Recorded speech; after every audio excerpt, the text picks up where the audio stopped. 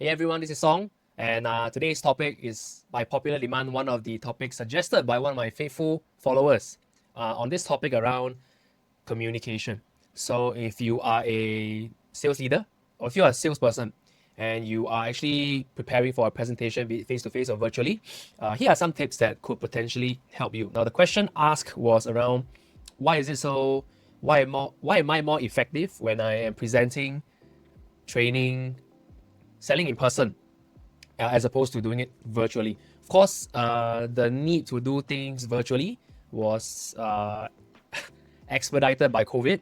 So I did a lot of, I was forced to do a lot of sales training virtually 6 years ago. And that trial by fire, because I had to close deals, I had to also perform over the camera, was how I got to become better. I'm not the best, but I got better at doing it.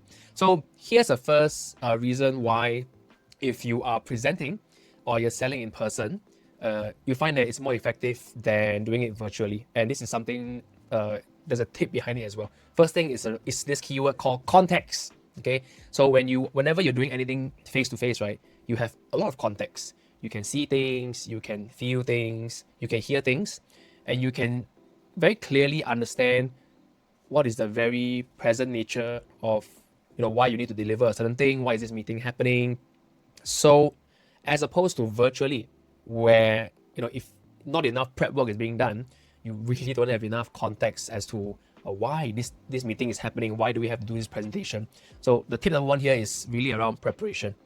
Before doing anything virtually, you have to, and especially if you're new at doing this, right, you have to do extensive preparation work around why now, why me, why us, why the company, why the product you're pushing, why the topic that you're speaking on. Okay, so these three things. First thing is around context. Second thing is another keyword around feedback. Okay, whenever you're doing things face to face, you get instant feedback. Are they even listening to you? Are they paying attention? Are they using their phone? Are they shaking their legs and talking to someone else? You can see it, you can feel it. And based on that feedback, you can adjust real time accordingly. Now, when you're doing it virtually, I would say half of the time, your clients or participants don't even have their camera on.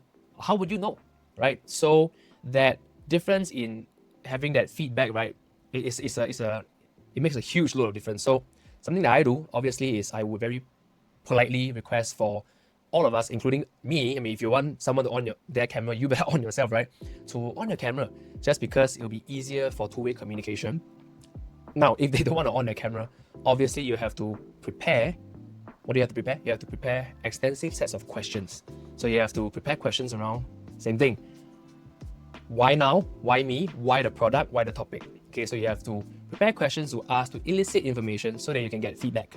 Now, active listening techniques around summarizing, paraphrasing, asking probing questions. Okay, you have to also deploy those things so that you constantly get feedback.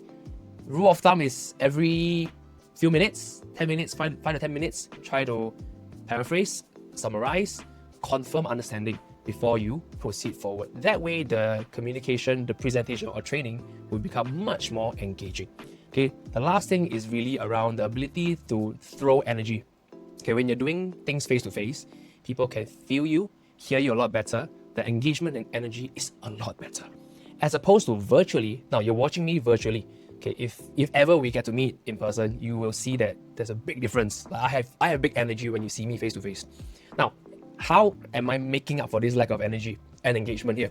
I have to throw my voice. I have to talk in a way that has good tonality, right? And of course, I could always add more engagement stuff like transitions on my videos, but I think that's not the point of this channel.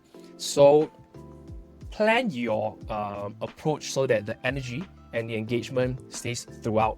So obviously owning your camera, having activities to do, having, like what I mentioned earlier on, certain types of questions to drive engagement. And I think this is not applicable for everyone, but if possible, try to really throw your energy in front of the camera, hand gestures, body language. When people can see and feel your excitement, chances are people are just a little bit more excited about the session compared to if you weren't doing that. Okay, I hope this helps you. All the best for your face-to-face or virtual sales presentation or communication session. If you have any questions, you need any help, just feel free to drop in the comments, and I'll see you in the next video.